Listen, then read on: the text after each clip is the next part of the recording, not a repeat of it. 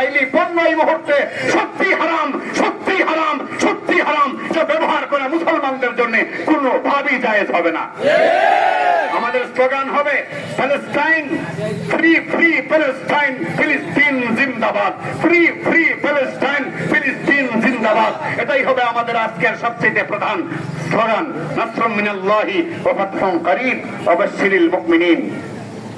পবিত্র কোরআনে আল্লাহ সুবহানাহু ওয়া তাআলা ঘোষণা করেন, মুসলমান মুমিন তারা পরস্পরে ভাই ভাই।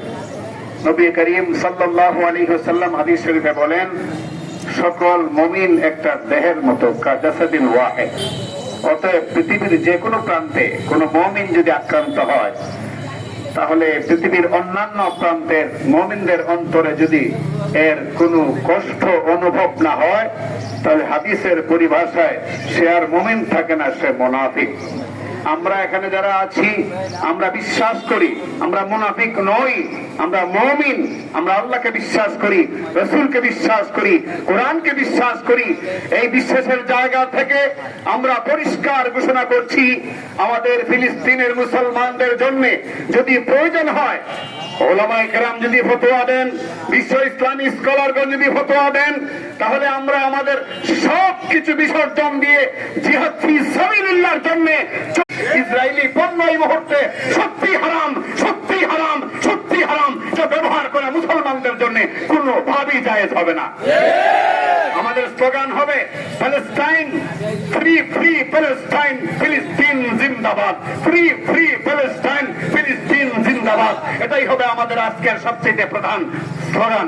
নাসরুম মিনাল্লাহি ওয়া ফাতহুন করিব ওয়া বাশশিরিল মুমিনিন। পবিত্র কোরআনে আল্লাহ সুবহানাহু ওয়া তাআলা ঘোষণা করেন, মুসলমান মুমিন তারা পরস্পরে ভাই ভাই। নবী করিম সাল্লাল্লাহু আলাইহি ওয়াসাল্লাম হাদিস শরীফে বলেন, সকল মুমিন একটা দেহের মতো, কাজাসাদিন ওয়াহিদ। অতএব পৃথিবীর যে কোনো প্রান্তে কোন মুমিন যদি আক্রান্ত হয়, তাহলে পৃথিবীর অন্যান্য প্রান্তের মুমিনদের অন্তরে যদি এর কোনো কষ্ট অনুভব না হয়, তাহলে হাদিসের পরিভাষায় সে আর মুমিন থাকে না, সে মুনাফিক।